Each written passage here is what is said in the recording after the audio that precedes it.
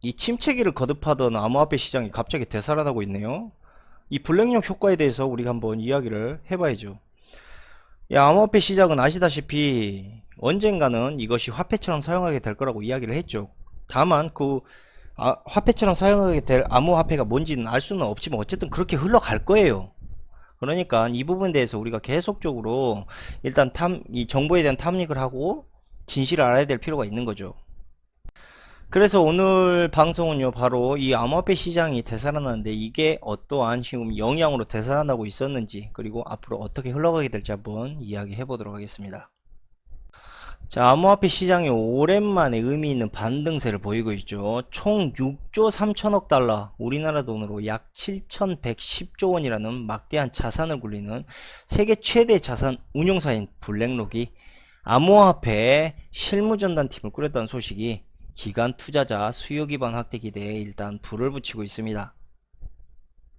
다만 매수세는 시가총액 상위 코인들에 집중되는 이러한 양상을 보이고 있습니다. 블랙록 효과에 힘입어 현재 비트코인은요 740만원대까지 회복을 했습니다. 그럼 블랙록이 과연 무엇이기에 암호화폐 시장에 이러한 영향을 미치는가? 앞서 설명한 것과 같이 블랙록은요 세계 최대의 자산 운용사입니다. 자, 2018년도에 들어서서 세계적인 글로벌 자산 운용사를 우리가 이야기하자면 1위가 블랙록이고요. 2위가 뱅가드, 3위가 SSGA, 4위가 피델리티, 5위가 BNY 멜론. 대략 이 정도의 글로벌 자산 운용사를 우리가 들 수가 있습니다. 그러니까 이 블랙록 효과라는 거, 당연히 1위 랭크를 하고 있는 이 블랙록, 이 힘은 어마어마할 수밖에 없죠. 블랙록이 암호화폐 시장에 진입할 경우에 전체적인 투자 기반이 확대가 될 수 있다는 점이 이번 비트코인의 상승의 계기가 된 것 같습니다. 글로벌 기업인 미국 애플, 맥도날드, 마이크로소프트 등의 일대 주주이기도 한 이 블랙록은요, 올 들어서 국내 정보기술, 즉 IT 종목을 잇따라 사들이는 반면에 이 삼성 엔지니어링 같은 회사는 처분을 하고요. 이 운용사가 6월 7일 LG그룹 계열의 반도체 설계 회사, 즉 팹리스의 실리콘웍스 주식 83만 3,753주를 보유하고 있다고 이렇게 공시가 나왔습니다. SK하이닉스 지분의 5.08%, LG전자의 5.04%도 쥐고 있습니다. 그러니까 저 블랙록이라는 회사가 현재 5% 이상의 지분들을 다 보유하고 이러한 회사들을 자신들이 경영에 참여하겠다라는 이러한 의지를 보이고 있죠.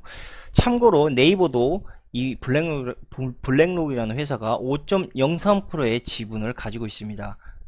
당연히 쿠팡에도 이 회사는 투자를 한 바가 있죠.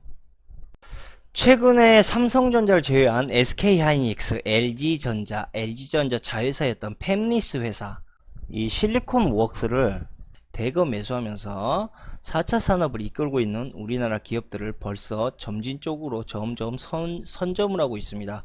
특히 실리콘윅스 같은 경우는요, 자동차 전장 사업에 공을 들이고 있는 LG그룹의 핵심 기업이라고 일단 볼 수가 있는데, 이 반도체 업계에서는요, LG그룹이 실리콘윅스를 통해서 파운드리, 즉 반도체 수탁 제조업체죠, 이것을 인수해 가지고 19년 만에 다시 반도체를 직접 생산해 놨을 것이라는 이러한 관측도 현재 나오고 있습니다.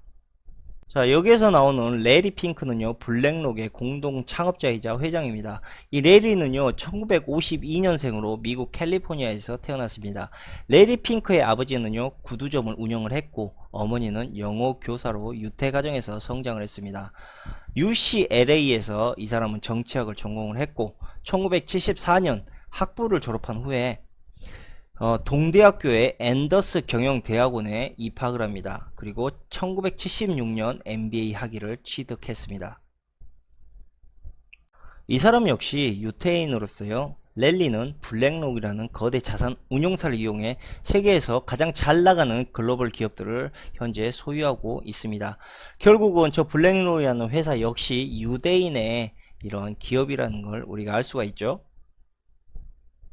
이 랠리의 첫 직장은 뉴욕의 대형 투자은행인 퍼스트 보스턴이었고, 그곳에서 그는 엄청난 두각을 나타냈는데, 특히 1976년에 입사해가지고 채권 부분에서 엄청난 이 시너지를 이 사람이 보여주면서 버스트 보스턴의 채권 부문을 총괄하는 이러한 사람까지 승진을 합니다.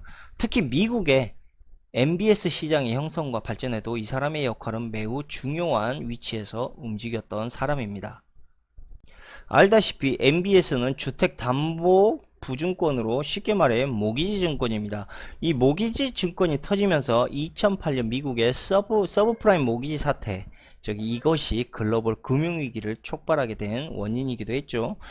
개나 소나 신용에 관계없이 주택을 담보로 일단 돈을 빌려주고 이 담보증권을 쪼개서 채권을 다시 만들어서 증서를 재설계하고 또 그것을 다시 판매합니다. 어디서 무엇이 잘못되었는지도 모를 정도로 이걸 질질 꽈놔가지고 이걸 만든 인간도 이것의 문제점이 어디에서 일어나고 있는지 모를 정도였다고 합니다. 반면에 이 호황기, 즉 부동산이 오르기만 하면 땅짓고 헤엄치기로 엄청난 수수료를 벌 수 있었기 때문에 세계적인 금융회사들이 이 MBS를 가지고 수건 돌리기 놀이를 했던 셈입니다. 전문용어로 MBS를 가지고 CDO를 만들고 이걸 보증하기 위해서 CDS를 다시 만들고 계속 이렇게 파생 상품을 늘리면서 그 위험을 돌려막기 한 것입니다. 마치 카드깡처럼 말이죠.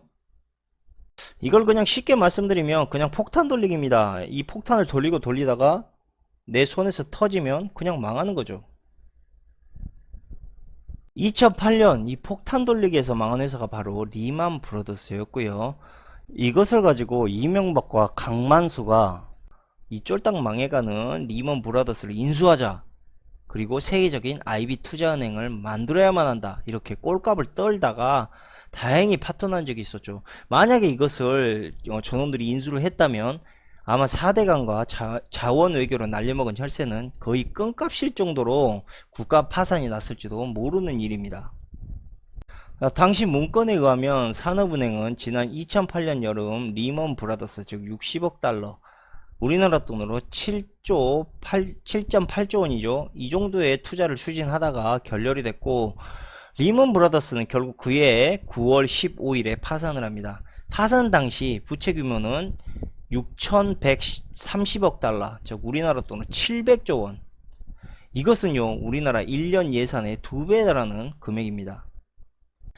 만약 산업은행이 리먼 브라더스의 대주주가 됐다면요, 국민 혈세 60억 달러를 고스란히 날리는 것은 물론이고요, 리먼의 대주주로서 막대한 채무 변제, 투자자들로부터 손해배상 소송까지 당했다면 진짜 한국 경제는 다시 일어날 수 없을 정도로 파산이 날 뻔했다라는 이야기죠. 이건 완전히 한국 경제 자체를 완전히 파탄 지경으로 만들어 가지고 다시 일어설 수 없는 거의 나락으로 빠뜨릴 수 있는 이러한 상황을, 다행히 이것이 파토가 나서 그런 상황을 모면한 것입니다.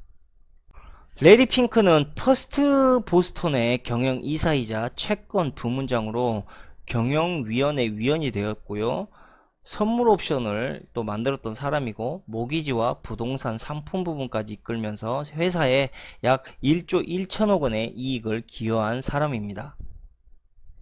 퍼스트 보스턴에서 뛰어난 역량을 발휘하던 레리는 일단은 승승장구하듯 했는데 1986년에 이자율 방향을 잘못 예측하면서 이 부서에서 1100억 원의 손실이 나기도 했습니다. 오랜 기간에 걸쳐서 회사에 큰 이익을 안겨는 주었는데 한순간에 잘못된 예측으로 이 발생한 손실이 엄청나게 큰 중압감으로 이 사람에게 다가왔던 거죠. 랠리는 결국 퍼스트 보스턴을 떠나기로 결정을 했고요, 이것이 곧 새로운 것을 준비하게 되는 동기가 되었습니다. 이 새로운 것을 준비하게 된 동기, 즉 승승장구하던 회사에서 이 사람이 나와 차린 것이 바로 블랙록입니다. 세계 최대의 사모펀드 회사인 블랙스톤 구석탱이에서 시작한 블랙록은 그렇게 세계 최대의 글로벌 자산 운용사로 거듭나게 됩니다. 사실 말이 구석탱이이지 블랙스톤이라는 어마어마한 쩐주를 등에 업고 시작한 것과 다름이 없습니다. 이걸 만약에 한국의 흐름으로 치자면 바로 삼성 SDS의 벤처부로 시작을 해가지고 한국 최대의 인터넷 포털 업체가 된 네이버와 같이 성장을 했다, 이렇게 우리가 비교할 수가 있죠. 아무튼 사모펀드와 자산 운용사의 차이에 큰 의미를 우리가 두자면 자산 운용사 안에 포함된 것이 바로 사모펀드이고요. 어차피 이 둘 다 외부에서 자금을 끌어들여 가지고 투자를 하고 거기에서 이익이 나면 이것을 나누는 이러한 방식의 사업이라고 볼 수가 있습니다. 고로 일반인들 사이에서는 별로 알려져 있지 않은 분야이고 또 알 수도 없죠.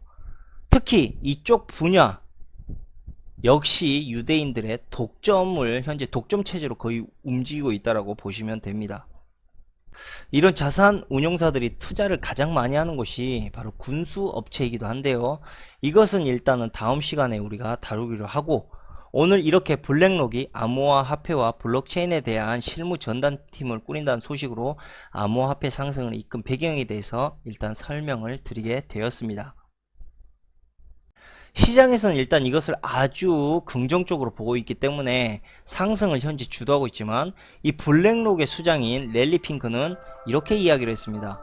비트코인은 전 세계에서 자금 세탁에 대한 수요가 얼마나 많은지를 일단 보여주고 있어 가지고 이것은 단순하게 돈 세탁 지표에 불과하다, 이렇게 이야기를 했다는 거죠. 그러니까 랠리는 상당히 이런 가상화폐 비관론자 중에 하나이기도 하다는 이야기죠.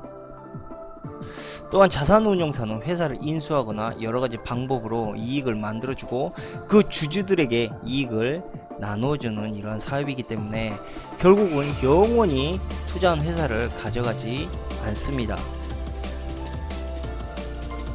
이번 삼성 엔지니어링 투자 사태를 우리가 보았듯이 투자를 하고 이익이 나면 더 이상 미련 없이 전량 매도하고 뜨는 게 바로 이 바닥인 것이죠.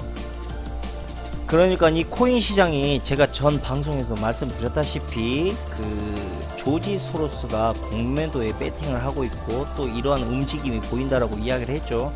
결국은 비트코인이 현재 철저하게 바로 여러분들 즉 개미들의 돈을 뜯어먹기 위한 시스템으로 계속 흘러가고 있다. 그리고 지금 이 반등이 따지고 보면 개미들을 꼬이게 만들고 있는 하나의 중요한 덤이다, 저는 이렇게 생각을 하고 있는 거죠. 아무튼 이번 시간에는 블랙록에 대해서 좀 이야기를 했고, 이 블랙록이라는 회사가 결국은 어마어마한 투자 회사이다. 그리고 이놈이 사실적으로 현재 이 비트코인 즉 가상 비트코인과 가상화폐 흐름을 지금 조종을 하고 있다. 얼마나 많은 돈으로, 즉 7110조 원이라는 막대한 자산을 굴리면서 말이죠. 물론 코인 시장이 앞으로 상승을 갈지 하락을 갈지 결국 저놈들의 돈놀이에 의해서 결정이 나겠죠. 그러나 현재까지는 상당히 이 긍정적인 흐름의 시장을 보이고 있다라는 것은 뭐 부정할 수는 없습니다. 그러나 언제까지 갈지는 아무도 모른다라는 거, 이 점을 말씀드리고 욕심 없이 그리고 큰 돈을 투자하지 마시고 우리가 감당할 수 있는 투자만 하시라. 늘 제가 비트코인이나 가상화폐 이야기할 때 했던 말이 이 말이죠. 결국은 똑같습니다. 저놈들이 사기를 치고 있는 건 일단 알 수는 있는데 우리가 어떠한 방식으로 사기를 칠지는 모르기 때문에, 즉 엿장수의 가이질 몇 번 할지 아무도 모르지 않습니까? 그러니까 이것을 투자라 생각하시기보다는 거의 우리가 투기에 가까운, 즉 카지노와 가까운 그러한 투자라고 생각하시면서 늘 경각심을 갖고 하시기를 바라면서 오늘 방송은 여기서 마치도록 하겠습니다. 감사합니다.